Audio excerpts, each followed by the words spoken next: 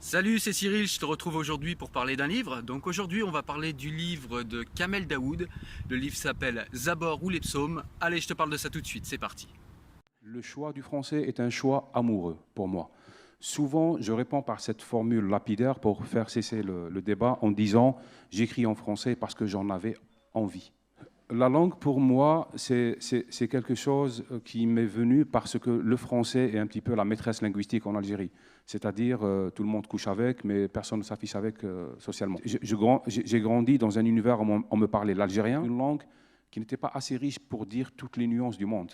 Quand quelqu'un vous dit Feu Bernard, alors allez-y comprendre dans un village algérien, qu'est-ce que ça veut dire Feu Bernard. Le débat linguistique en Algérie, il est très chargé d'affect. On ne peut plus parler des langues comme étant des instruments du monde. C'est très difficile. Lorsque quelqu'un comme Leïla Slimani ou moi ou d'autres dans le Maghreb nous écrivons, ça fait beaucoup de bruit. On nous pourchasse, on nous insulte, on nous soutient, on nous aime, on nous embrasse et on nous rejette. Pour moi, l'expérience religieuse de ma génération, elle a été fondamentale. C'est ce qui permet de comprendre de l'intérieur cette matrice-là, c'est ce qui permet de comprendre ces illusions, ces férocités, ces radicalismes. Mais en même temps, pour l'être que je suis, cela n'était pas suffisant. Les langues m'ont permis de relativiser mes croyances, d'avoir la chance de maintenir une distance. On dit ça maintenant, on dit distance critique vis-à-vis de mes propres croyances et des concepts qui étaient ceux de ma génération. La littérature, je partage cette idée naïve qu'elle puisse être un acte de libération pour celui qui l'écrit et pour celui qui le lit. Puisque personne ne peut mourir à ma place, personne n'a le droit de vivre à ma place. Et à partir de cette idée-là, je développe tout le reste. Je n'ai jamais parlé au nom d'eux. J'ai toujours parlé en mon nom propre.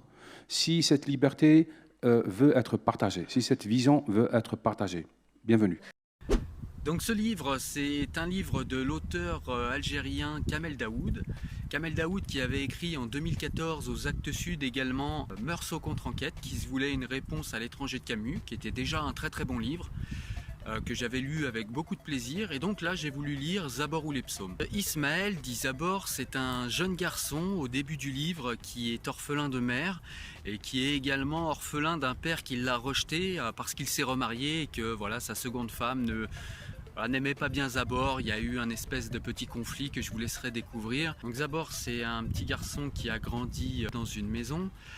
Cette maison est à l'écart du village, de son père, de sa famille, et c'est un village qui est aux portes du désert. Donc voilà, il a grandi entre son village et le désert. Zabor, c'est pas un enfant comme les autres. Zabor, il a grandi donc dans cette petite maison à l'écart du village. Il tente de combler cette solitude et il y arrive avec des livres, avec des vieux romans qu'il découvre. Et donc après avoir découvert du coup les romans et la fiction, la puissance de la fiction, il se met à écrire et il découvre en fait que quand il écrit, donc il découvre un don qu'il a, et quand il écrit, en fait, il repousse la mort chez les personnes de son village. Et il est souvent, tout au long du roman, il est souvent en stress, parce que il doit écrire sur toutes les personnes qui sont susceptibles de mourir pour justement prolonger leur vie. Donc à peu près tout le village, finalement, au fur et à mesure du temps, voilà, il y a des rumeurs sur son don. Tout le monde est plus ou moins au courant, personne n'en parle. Mais en tout cas, voilà, le frère de Zabor, bien qu'il le haït, il vient chercher Zabor en désespoir de cause, parce qu'il a envie qu'il prolonge la vie de son père, parce que voilà, leur père commun est mourant.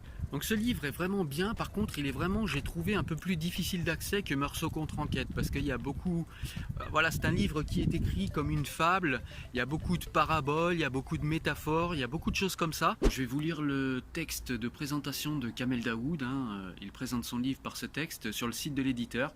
En principe je ne fais pas de lecture lors de mes vidéos, mais là j'ai trouvé que le texte était vraiment intéressant.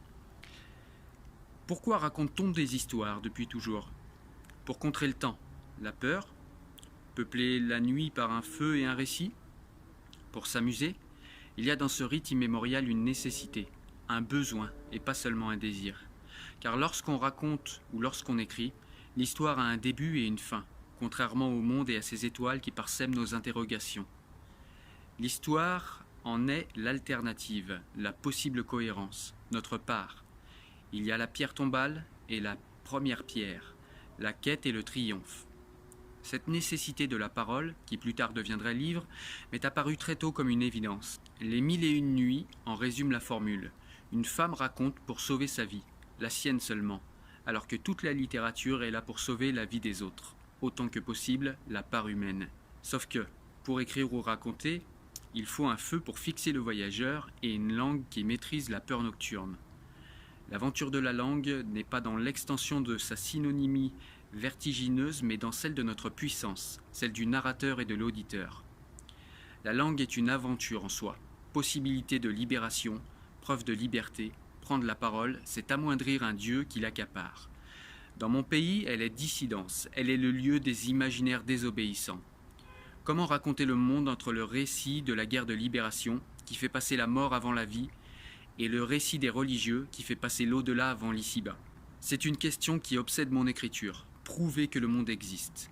J'ai écrit Zabor pour raconter mes croyances. Toute langue est autobiographique. Écrire, c'est se libérer. Lire, c'est rejoindre ou embrasser. Imaginer, c'est assurer sa propre résurrection.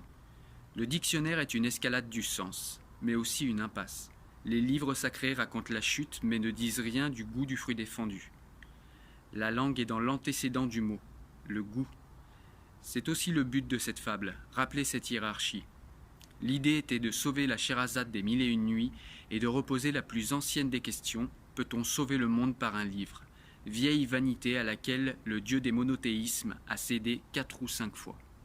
Voilà, on arrive à la fin de la vidéo. J'espère que tu as aimé cette présentation du livre de Kamel Daoud. J'espère que tu vas aimer le livre autant que moi, si tu ne l'as pas déjà lu. Sur ce, moi je te dis à la semaine prochaine. Oublie pas que le savoir est une arme, qu'on peut toujours charger un peu plus. Et en ces temps troubles, il vaut mieux charger cette arme le plus possible. Ciao, à bientôt.